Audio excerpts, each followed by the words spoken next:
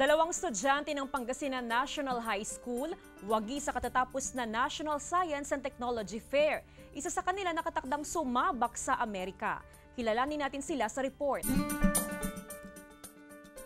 Ipinagmamalaki ng Pangasinan ang iniuwing karangalan ng young scientists at pawang grade 10 students ng Pangasinan National High School na sina Jeremy Fortaleza at Mary Joyce Carla Buwan. Naging pambato ng Rehiyon 1 ang dalawa sa katatapos na National Science and Technology Fair sa Tagaytay nito lang Pebrero. Sino-showcase dito yung iba't ibang inventions and investigations ng mga bata all over the Philippines po.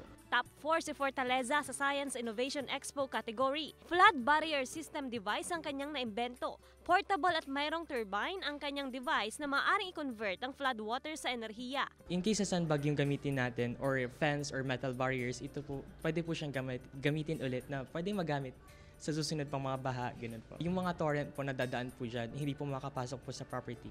Wagi naman sa robotics and intelligent machines ang imbensyong anti-kaingin and anti-illegal logging alerting device ni Buwan.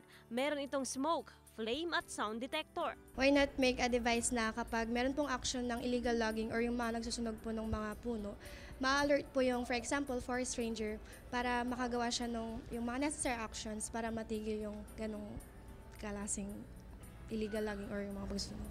Number one, syempre po, ang pinaka-purpose po ng research is for us to contribute po. And then, yung community impact, yun talaga ang main target po namin. Ang imbensyon ni Buwan isasabak sa international competition na gaganapin sa Arizona, USA sa Mayo.